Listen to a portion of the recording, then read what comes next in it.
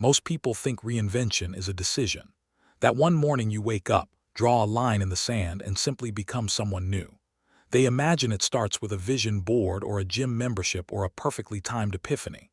But the truth, the real, unglamorous truth, is that most reinventions don't start with a decision at all. They start with a collapse, with everything you thought you were suddenly gone and nothing yet to replace it. Morris knew that place better than he ever wanted to.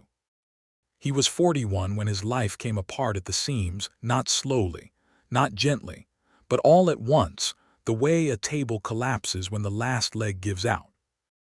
Within the same brutal 12-month stretch, Morris lost his job of 11 years, his marriage ended, and a health scare landed him in a hospital bed for 4 days staring at a ceiling wondering how he had arrived here. 3 anchors gone. And what was left was a man standing in the wreckage of a life he had spent 2 decades carefully constructing, with absolutely no idea who he was without it. The first few months were just survival. Morris moved into a small apartment, learned to cook simple meals, and spent a lot of time sitting in rooms that felt too quiet. People around him offered advice: get back out there, stay busy, reinvent yourself. As if reinvention were a switch you flipped. As if you could simply decide to become someone new while you were still bleeding from who you used to be. Morris tried. He made lists of goals. He downloaded apps. He signed up for a course he never opened. None of it stuck because none of it was rooted in anything real. He was building on rubble. What Morris didn't understand yet was that he was asking the wrong question. He kept asking, who do I want to become? But that question was too big, too loud, too far away.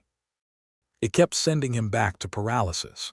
Every answer felt either too small or too impossible, and so he stayed stuck in the gap between who he was and who he had no idea how to be. The shift came on an ordinary afternoon in the public library of all places. Morris had gone simply to get out of the apartment, no agenda, no self-improvement mission, just 4 walls he needed a break from. He wandered the shelves without direction until a thin, worn paperback caught his eye. He didn't know the author, didn't recognize the title. He sat down and started reading purely out of boredom.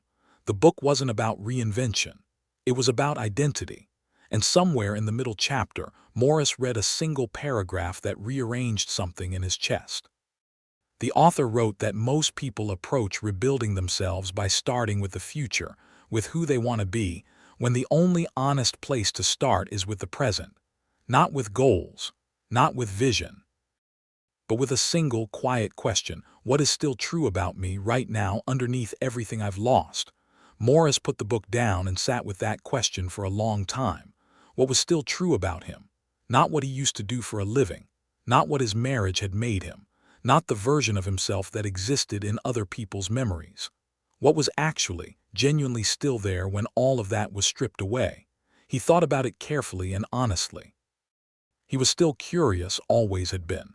He still cared deeply about doing things with integrity. He still felt most alive when he was creating something, anything, with his hands or his mind. Those things had survived the collapse. They were still his. And that small, quiet inventory of what remained was the first real ground Morris had stood on in months. He didn't reinvent himself that afternoon, but he stopped trying to build a new identity from scratch and started building from what was still intact. The curiosity led him back to learning. The integrity led him toward work that actually meant something. The creativity eventually became the foundation of something new and entirely his own. Reinvention, Morris discovered, is not about becoming someone unrecognizable. It is about excavating who you actually are beneath the roles and the routines and the relationships that once defined you. The collapse didn't erase Morris. It just removed everything that was never really him to begin with. If you are standing in your own rubble right now, if you have lost something or someone or some version of yourself that felt essential, this is where you start.